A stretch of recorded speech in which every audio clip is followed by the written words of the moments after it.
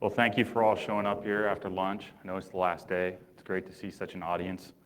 It's been really exciting to be here in Montreal. I've always wanted to visit, and this is my first time. So thanks, REcon. It's been a great conference. So what I'm going to talk about is reverse engineering on OSX. In particular, kind of how we started with dtrace and then what mess we've got ourselves into. So this work is done by myself and David Weston. He couldn't make the trip, unfortunately. He totally pussed out and made excuses about moving or something. So here I am, swinging the whole deal.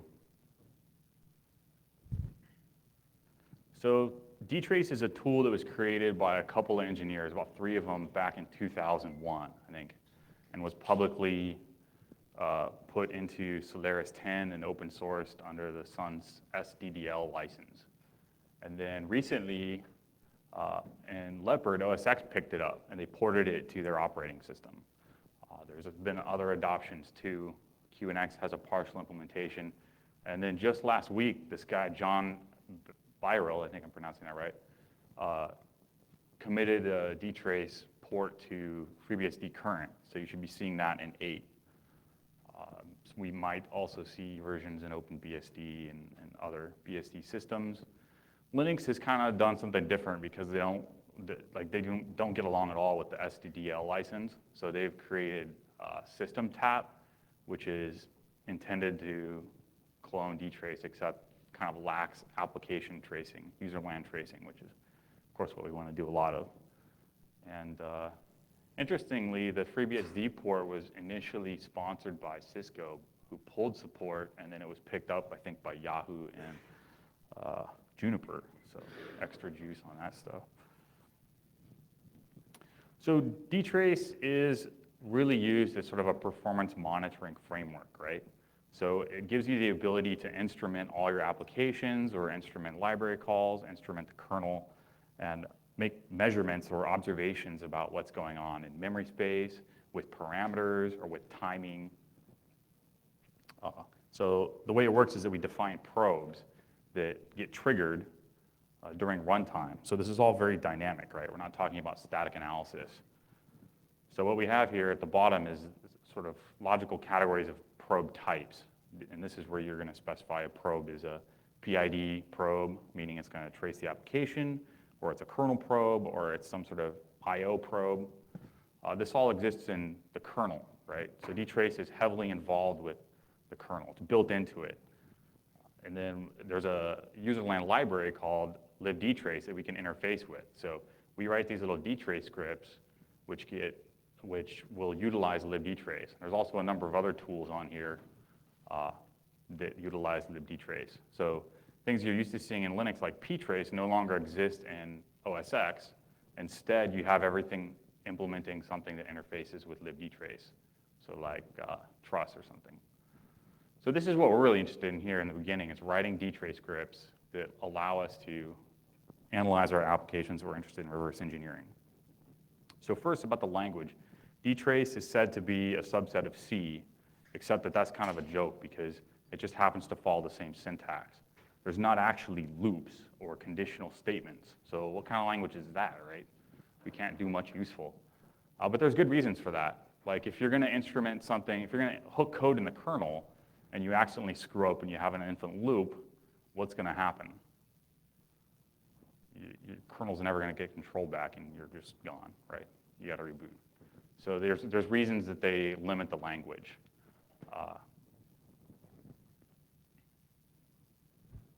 If you've ever seen awk, the structure of a D looks a lot like that, where you have a condition, like a conditional statement that has to be evaluated, and then some block of other statements that happen after that.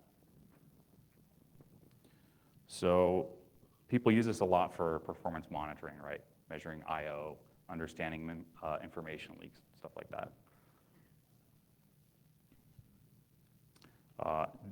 Another cool part about dtrace is they built it so that like a Sun engineer can code some dtrace script, go into a customer site, and analyze a production system without having to restart the processes, take anything down, or have any effect on the production operation of the system at all.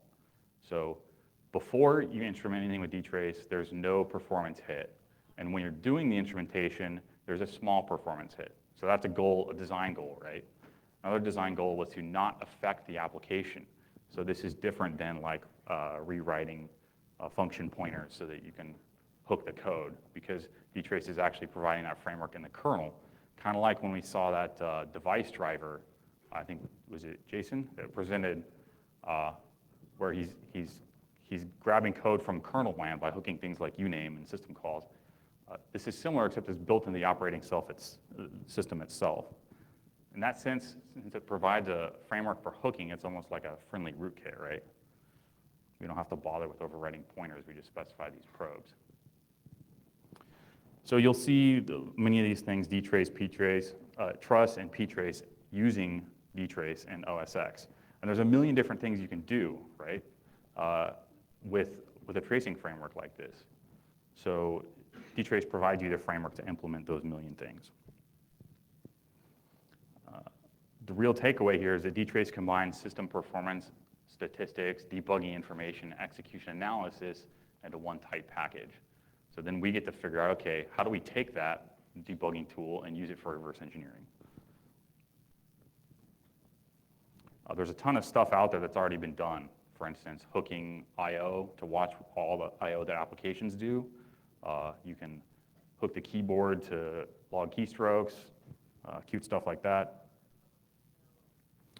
Here's a quick example that shows a dtrace script counting the number of syscalls that different applications are making. So this is system-wide, right? We're tracing every possible application on the system at once. And every time we see a syscall entry, we record the name of it and count the number of times. So here we can see VMware is doing a lot of syscalls. You'd expect that. What you might do next is zoom in on VMware and say, what syscalls is it making?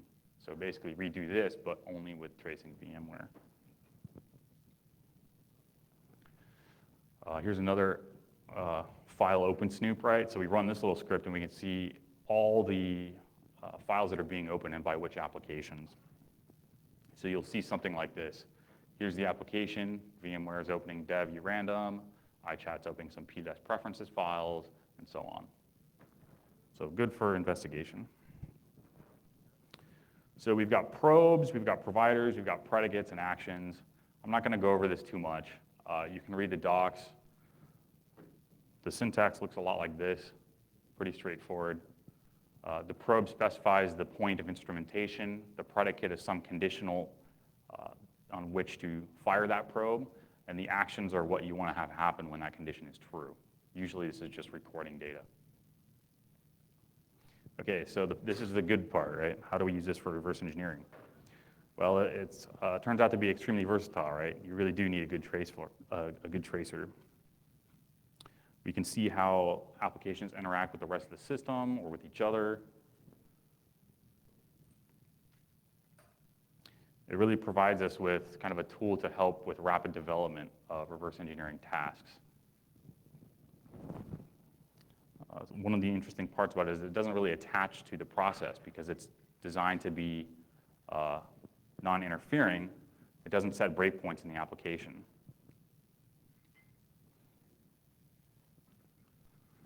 So we get a lot of useful things, like people will go implement tracing tools themselves because they need the tracing ability, and they're on an OS that doesn't have something like that. And they have to deal with all these things like how are we going to do symbol resolution, and now I have to write a function that's going to print the CPU state, and I want to print something that parses the stack and prints a backtrace. So dtrace provides a lot of that to us. So for instance, here's a quick show of the control flow of ADM, right? So you can see which functions are calling which functions and when they return. Here's a simple stack trace printed when we enter strcopy from FTP. We get symbol resolution. We also get the offsets within each function, so we can open up stuff in IDA and see the exact instructions being executed.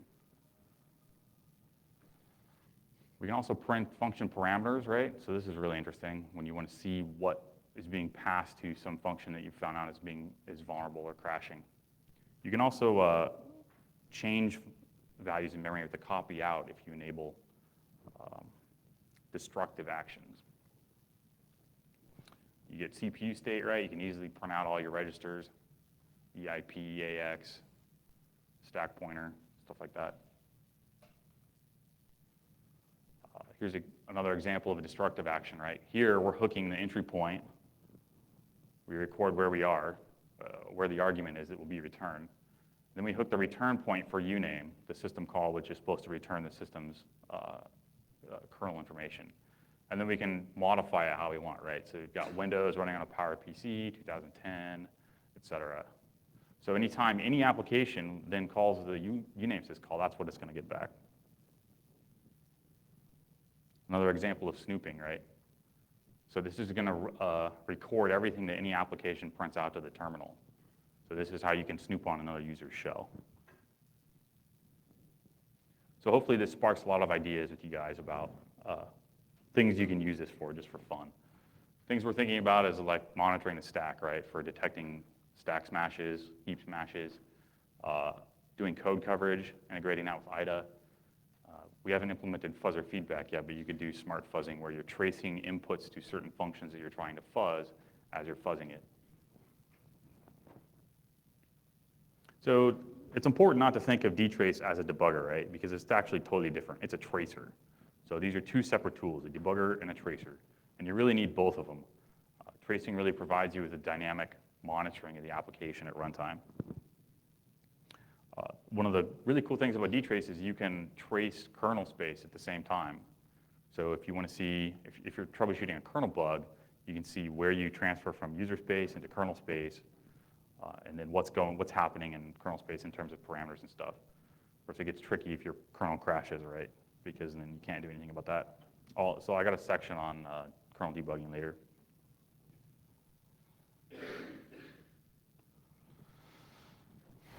So that's one point, is that dtrace doesn't do exception handling at all because it doesn't want to interfere or change behavior of the application. So that's something that we wanted to do and had to do differently with our own debugger. But what you can do is like trace to a specific spot in execution and under a certain condition, stop the application and then attach a debugger and continue on with doing whatever you want, like just attach GDB. There's an interesting part about Apple not wanting you to trace certain applications, and you can imagine why, right? They have this whole digital rights management thing with iTunes. They don't want you just checking out what's going on in memory there. So they prevent GDB and dtrace from tracing things like iTunes by using PT attach deny. So I'll talk about that later. It was actually discovered in a really interesting way by someone who was tracing stuff and going, where are all my probes going? So there's a bunch of other tracers out there too, right? Tross, ltrace, but they have a more limited scope, and dtrace is really a framework for implementing your own tracers. There's things like valgrind. ptrace is totally broken on OS X. There's vtrace as well. But there's, again, some limitations that we already touched on. The language is very limited. So you can't do loops, right? And that's, of course, what we want, is implementing control structures. Also, you can't modify registers, right? That would be really helpful for us. You can modify memory, but not the registers themselves. So that's the kind of thing you want to do when you're stepping EIP back one, so that you can, run a breakpoint or run an instruction at a breakpoint that you set. So there's some other issues to be aware of, right? Dtrace is for performance. So if you instrument too many probes, it'll just drop probes, and it'll tell you that. So you need to tune in scope so that you're not instrumenting too much. There's also performance options like buffer sizes and buffer swapping rates, which you can tune to make sure that you don't drop these probes. There's also the issues with exception handling. So this is where redbug, as we call it, comes in, right? So first we're going to touch on retrace, which we wrote kind of a wraparound dtrace with Ruby. So we did this because we wanted loops, we wanted object-oriented programming structures.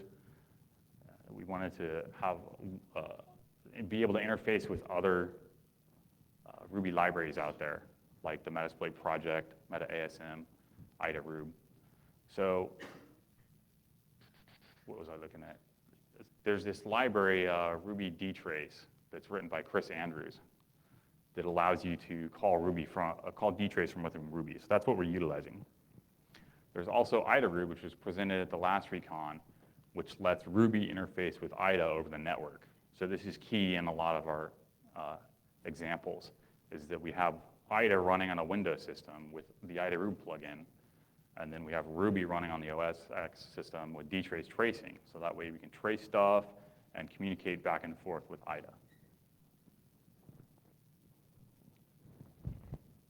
So we found that we can quickly shorten the time it takes to track down bugs and pinpoint vulnerabilities.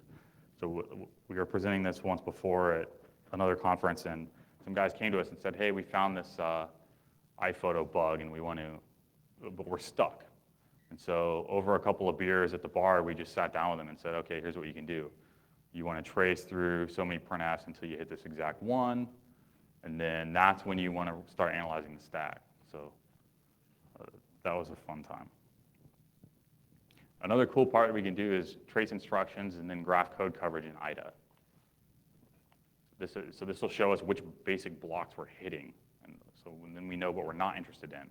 We can also do it the other way around, right? So you trace the application and you monitor for all, like, you use the application normally and it generates all this code you're not interested in.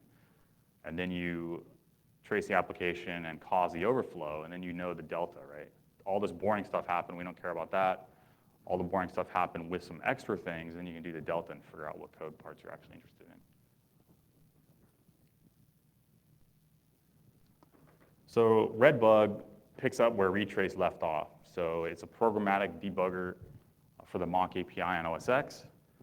It partially exists in some forms already, right? Charlie Miller did a PyDGB port to make PyMate run on OS X, so he could do like file fuzz or parsing. So what he did there was like write a MacDL file that translates everything that PyMate needs into the mock debugging API equivalents. But it's not complete in the sense of what everything we want to do is. So we're re-implementing it. So you can expect to see something like NoxGDB, right? A programmatic Python debugger, where you set breakpoints, you can change memory values. So this is our plan, right? We use retrace and dtrace for tracing, IDA-Rube to interface with the disassembler. You could also use something like meta ASM, and then Redbug is our debugger. So where we're at now is implementing C code that wraps around the mock API, and then use Ruby bindings to bind those C functions to Ruby. Then we'll create a higher level Ruby class that allows you to easily create processes, attach, set breakpoints, specify handlers for breakpoints, walk memory structures, change permissions on memory segments so that you can modify them, and also query information from a disassembler like IDA. So for example, if we consider this iPhoto bug format, right? It's a URL handler bug where you put in some characters and it crashes. So what we want to do is trace through the code until we see a specific invocation of printf. And then we want to pause the application there and attach our debugger. Then we want to do some analysis with something from the disassembly information and maybe set some breakpoints or overwrite some memory or look at values in memory. So the code should look something like this. First, we set up our Ruby dtrace script, and then we just attach to the process and run it. So that gets us down to here. Once this hits this spot in memory, it's going to stop, and it'll stop the application. So then we'll have control here. We can connect to our IDA-Rube, figure out where we are in memory, and then get the disassembly information, right? Look for the return instruction, attach our debugger, set the breakpoint there, and then continue until we hit it. Once we hit that breakpoint, we can inspect our memory registers. We can look at the memory we tried to overflow, make sure that the value we thought was there is actually correct. So that's the kind of thing we hope to do with a programmatic debugger. Also, there's something funky about Apple's ASLR implementation. like not everything's random, and it's not clear when things change or get re-randomized. So it'd be cool if we could, load up an application and do a bunch of symbol resolution to find out where all the addresses of certain functions are, or certain libraries. And then search through memory to see, can we find a value somewhere that references that function or that library, or some value that's relative to that library. And then rerun the application again, checking that same address, and see if we can ever find an address in memory that's static, it's always at the same spot, and has a value that's always relative to that library. And in that way, we could be able to locate libraries at runtime based off this static address. So that kind of analysis we hope to be able to do with debug, right? Debug. Unfortunately, it's not out yet. I really wanted to have it done. We've been working on it all week, but we need to do some more testing. So we're thinking probably in another week. So if it's not out by then, just bug us, send us email. Okay, so let me make this all concrete by showing you an example. What we're going to do is trace the stack until we find an overflow. When we detect the overflow, we'll print all the information that's useful to us. So imagine that we fuzzed our application and now we need to pinpoint the vulnerability. The easiest example, right, is this. Trace all function entries in our application. If EIP is ever 41414, we know we had our overflow. So stop the application and then we do our analysis, right? Okay, this is trivial. This actually isn't really useful though. We want something much more generic, something that works in all overflow cases. So it's kind of obvious what to do here, right? We've all seen stack monitors before. You record the return address that's put on the stack. When you exit the function, you check that value. If it's different, you know something funky happened. If it's the same, everything's good. That's simple enough, but you have to understand how dtrace works with tail call optimizations, because sometimes the compiler will say, hey, I don't actually need to create a new stack frame on the stack because what's being returned from this function is it will not be processed after the next function. So I can explain that later if you want to come afterwards, but tail calls they're just tricky in terms of how you trace them. Like, is it considered a new function entry or not? Because it's a new function, but it's not a new stack frame. There's also problems with functions without return probes, and you have to deal with those. So our first approach didn't work. We went back and redid it. I won't go over the details of tail calls because it's actually extremely boring, but if you're excited about it, please talk to me afterwards. So our new approach is really to store the return address when we enter a function in an array, and then once we leave that function, we compare the return address. We read that same memory segment and compare. If they're not different, we know that some overflow happened. Now, how to deal with the missing probes is simply not to trace them, right? Dtrace gets tripped up by things like jump tables and other certain functions that just don't have return probes because they couldn't figure out how to properly implement it. These are usually functions that you're not interested in, so you can just exclude them from the trace. There's ways to detect which functions which don't have returns. You can simply print out all the traceable functions, see their entry points, and then figure out which ones don't have return points. You can do that with a -l flag on dtrace. You can also run the application and count all the places where functions entered, and then record all the places where they exited, and just note the delta. Then you exclude them with some predicate like at the bottom there. If the probe function is not equal to everybody jump, then don't trace it. So, okay, enough talking. Let me show you a demo. So here I'm going to start a public QuickTime RTSP exploit, right? There's a ton of these. This is a server, so I'll open up QuickTime and connect to it. So what I'm going to do is visit the malicious URL, right? Get pwned, and then watch my stack trace monitor detect it. So I just note the PID. I'm going to go ahead and launch retrace and attach to this process. So here's our menu. You can see some stuff in here like search memory, attach debuggers. This is already up. So you can have access to this, no problem. It's on pophotret.org or, well, that's the only place it's at right now.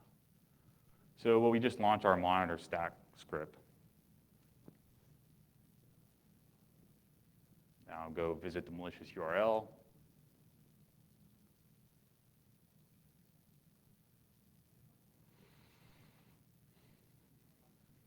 So in the background, you can see everything printed out. Now this is halted because retrace stopped the application when it detected the overflow.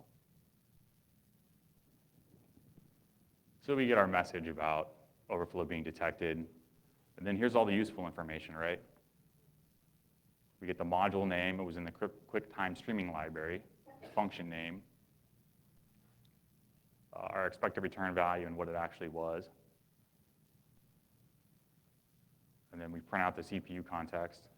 You can see a number of these are overflowed.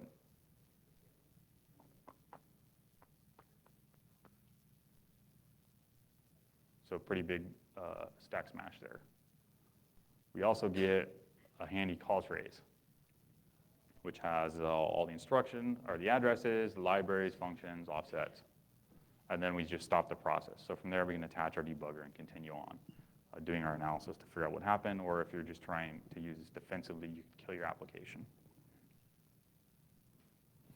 So there's some other fun stuff we can do. We can actually trace every instruction in an application. That'll allow us to do block level coverage. We can't do things like trace block entry points only, though. I already mentioned some of this stuff. One of the coolest parts is conditional tracing based on function parameters. That turns out to be really handy. So let's talk about that. This is actually pretty simple, right? We just write a dtrace script that traces every instruction in the application. That can be like pretty thorough. You kind of usually want to do all the instructions in one library or something like that. It can trace application, or it can like highlight what's being run in IDA in real time through the IDA Rube connector if you can catch up, if you can keep up with that. Here's the dtrace script for the process. Trace in the main module, trace all functions and all instructions. Print out EIP. So that's all the dtrace does, and then the Ruby trace, the retrace part of it, parses all those EIPs and then changes the color of them in IDA. Now there's some things to be aware of, right? If you're tracing a library at runtime, the offsets are different than when you load that binary in IDA. So you have to deal with that mapping, which is easy. A VM map will tell you what the address, where the libraries are loaded at runtime. So this allows us to fuzz our application and then see what code we didn't hit and try and inspect to understand how we do get to that spot in code. We can also visualize code paths real easily, and this is the real takeaway there. So as Craig said, every presentation needs an IDA screenshot. This is a function, the full function. All the red blocks are code that actually got executed during the run. So at runtime, we can see what code we're interested in and what code that never got run. So that's pretty handy. This all works now. You can also do graphing of dynamic call traces, right? So similar to, I have to get that application that, I forgot his name already, Gara had, because his graph was way cooler. But this shows tracing at runtime, so we can see which functions call which other functions. So if you know there's a vulnerability here, and they patched it, but you notice from diffing the binary that they changed only this, you might be interested in seeing how can I get here to still reach that vulnerability from some other code path. All right, so stack is kind of trivial, right? Let's talk about monitoring the heap because that's where all the fun stuff happens. This is now sort of turning into a major attack vector for exploits today. There's a lot of cool work that's been done on heap exploits already. Defensive mechanisms are being put in place to make the trivial heap exploits really difficult, right? So we can't just do standard unlink exploits anymore. There's some good papers explaining these topics and kind of justifying that by Dave Eitel and Wiseman, I think it's Nicholas Wiseman, on their presentation site. So this is a new breed of attack, which really requires us to understand what's going on with heap allocation. So of course, with dtrace, we can just hook malloc and see what's going on there, hook string copy, and make the association so that when we do see mallocs, we can wait until we see that that memory actually being used, and then make sure it's being used in an appropriate way, or check if it's being overflown.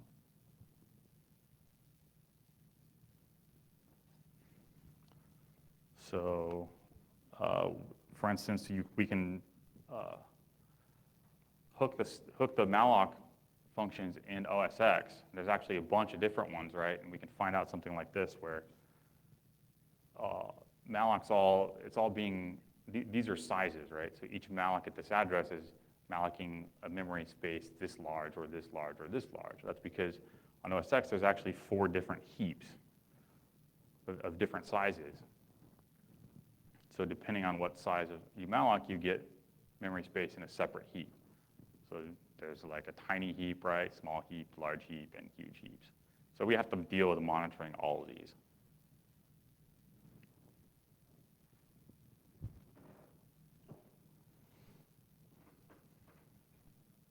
So I'm skipping ahead, I already mentioned this. There's 4 heaps to monitor.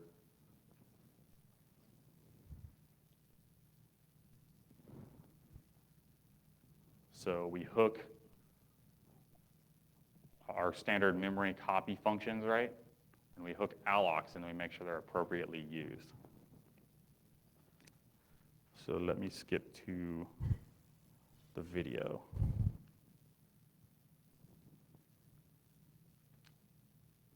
So in this case, we're going to trace a browser. We'll go through a trivial example, and then we'll trace the browser. So this is your typical bad C program, right? You've got your buffer, you've got your bad usage here. So we're going to make sure that we can detect this with our heap smasher.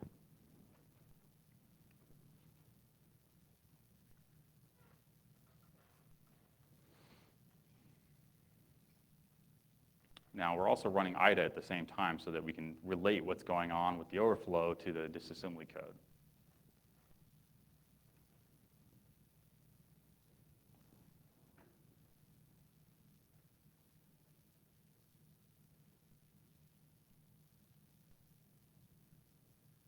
So this is our program text, right? You see the string copy in there. We're going to start up our IDA Rube server.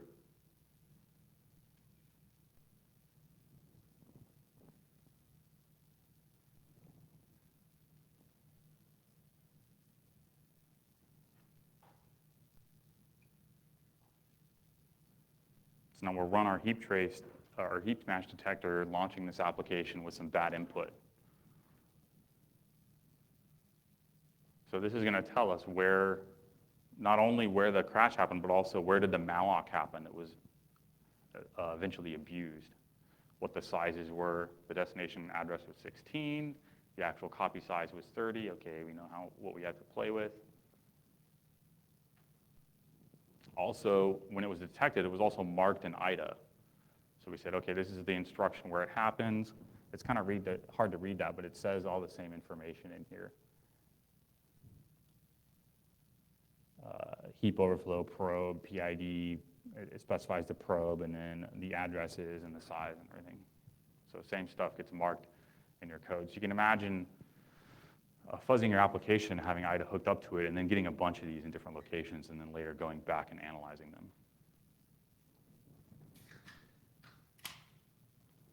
So there's a lot more we could do with this, like visualizing the heap space, or trying to monitor heap allocation algorithms and understand them so that we can create tools like Alexander Sudarov's heaplib, which does this really cool heap feng shui thing.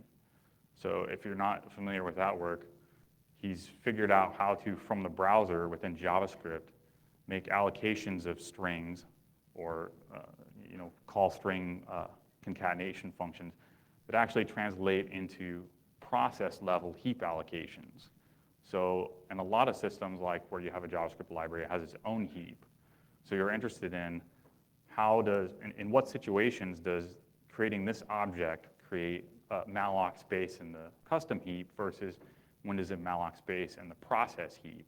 And is there a way that, can I pinpoint the situation in which it's always mallocing space in the process heap? Because then I can do things like heap spraying, or more accurately, heap feng shui, where I can construct and control the layout of the heap. So that's what you really want to be able to do, and that's where tracing this stuff can really come in. We imagine that you guys all have a lot of great ideas about how to use this stuff as well. Maybe for garbage collection tracing, so you can understand when things are freed and not. And maybe there's a class of attacks there. Okay, I'm going to skip this section, right? Using dtrace defensively. This is kind of not the context of REcon, but there's this paper where they say, okay, you can fingerprint your application by recording the syscalls it makes. And then if it ever makes a syscall that's not within that fingerprint, something must have gone wrong. So for instance, if QuickTime ever starts changing your DNS settings or calling bin bash, maybe you know something's gone wrong, right? So you can write quick dtrace scripts that will check that, make sure that it doesn't ever call, that it never execs bin bash. And if it does, you can stop it.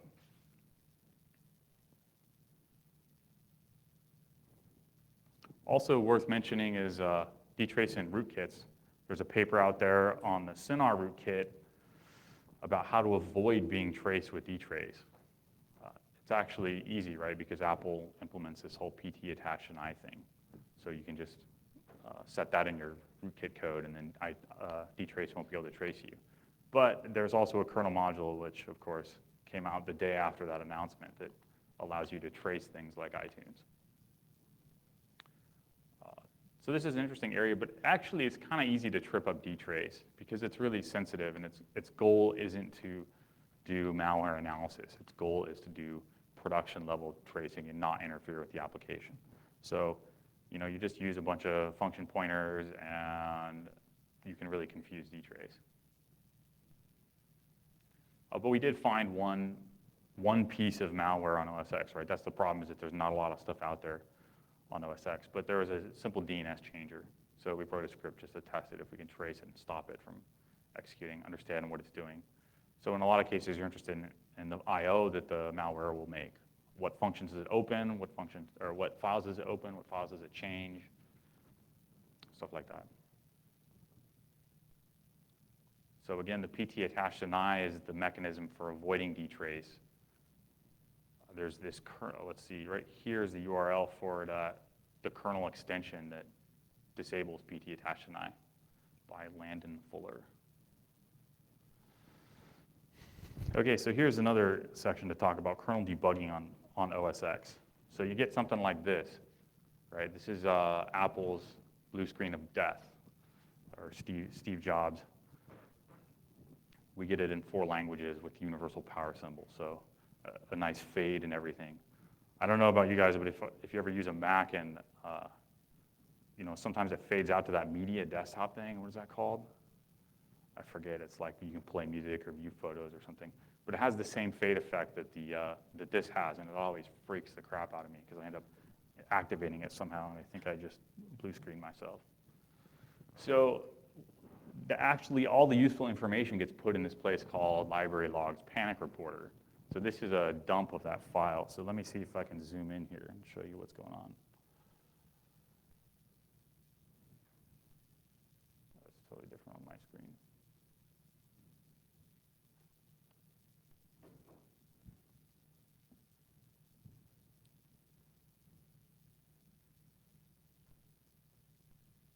There we go.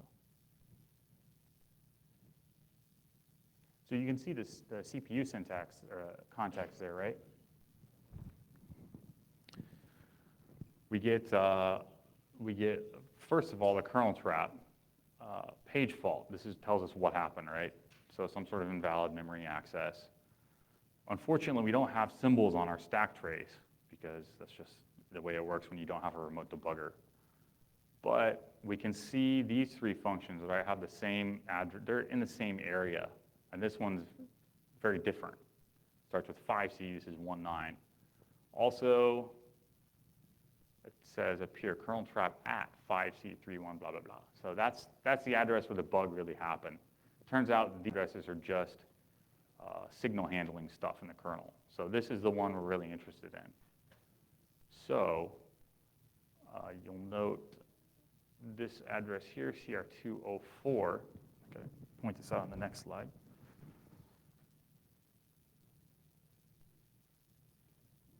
You can't see this also here. They also note which kernel drivers are on the stack at the same time.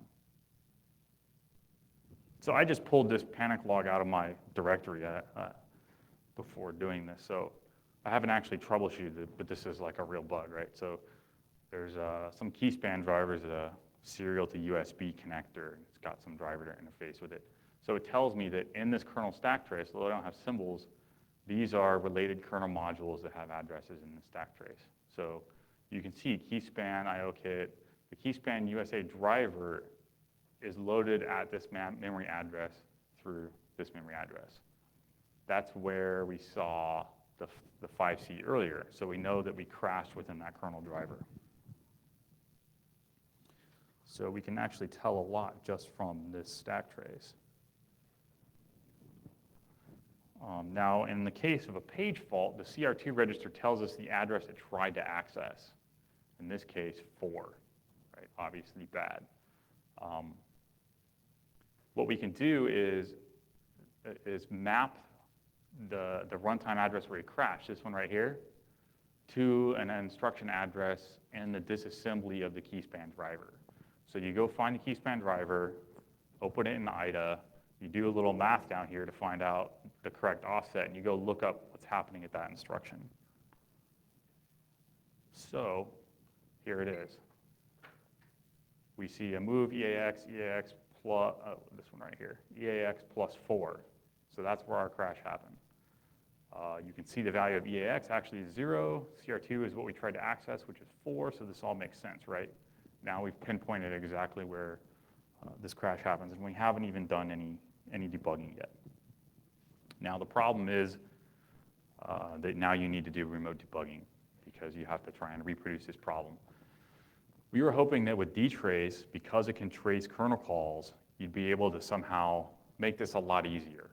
So we not need to set up a remote debugger.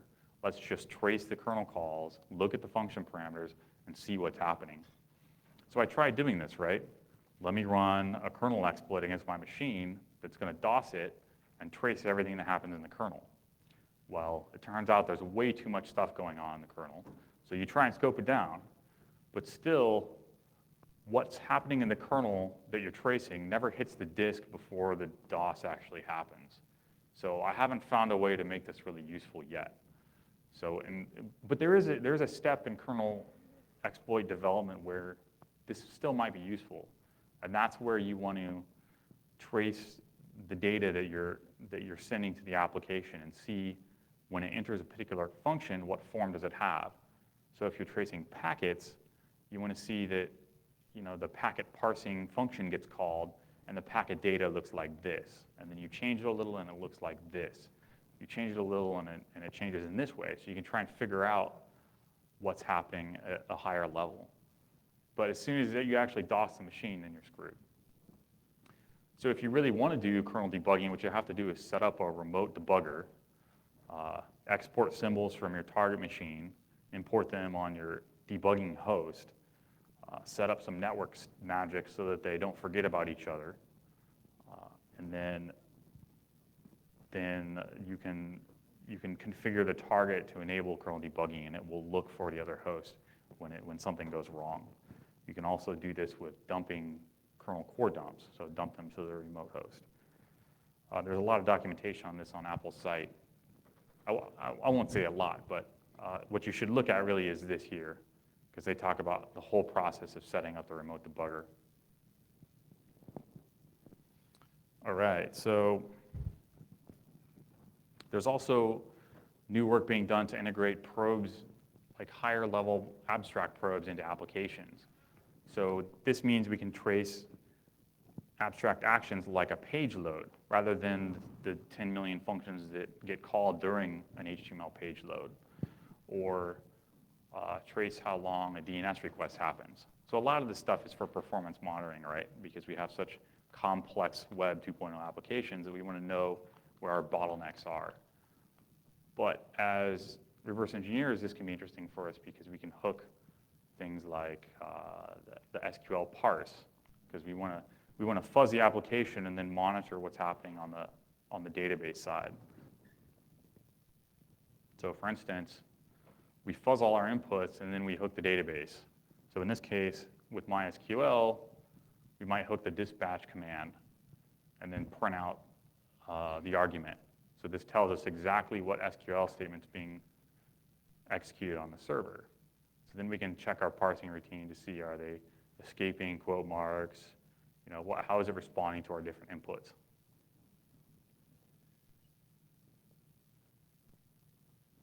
So there's a lot more to be done in this area, right? Once we finish the programmatic debugger, there'll be a lot of fun things we can do, but also automated feedback and fuzzing stuff. If anybody wants to take a look at that, there's things like writing analysis libraries to better understand heap allocation, memory management, garbage collection. Also taking advantage of a lot of these JavaScript probes or MySQL probes or browser probes or whatever. So there's also probes in Python for when a Python function happens, or when an Objective-C function happens, or when a Ruby function happens. Because if you're just tracing the lower level functions, you're going to see all the stuff the VM's doing. And when you're debugging a Ruby app, usually you want to see what the Ruby functions are actually doing. They're also implementing new probe categories, things like the IP category, so you can trace packet receives and packet sends very easily, and TCP events too. That's all in the works right now. So a lot of what happens is this stuff gets put into Solaris 10 and then later adopted by the OS X developers. And of course, your own ideas. I'm sure you all have your own. I'd love to hear about them.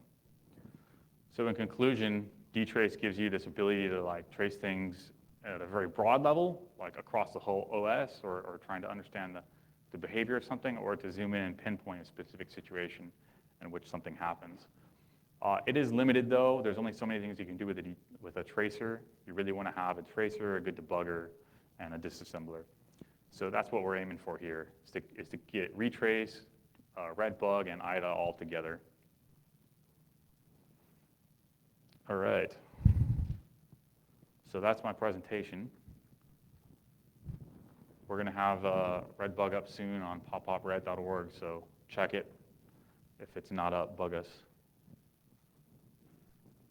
Yeah?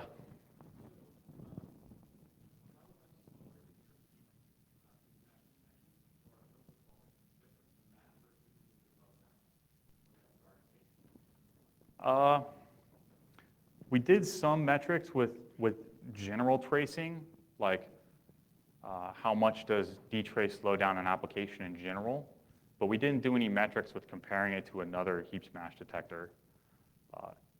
I wrote those stats down. It seems like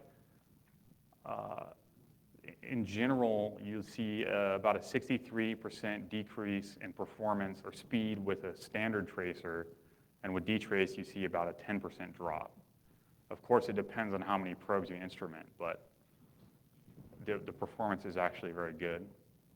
In a lot of cases, when you try and use a tracer on anything besides Notepad, it's just ridiculous. It takes forever. And then when you try and use it like on a browser, for instance. But dtrace lets you scope stuff, and it's much better performance in general. Anything else? Come on, guys, I know you want to ask questions. Okay, thanks.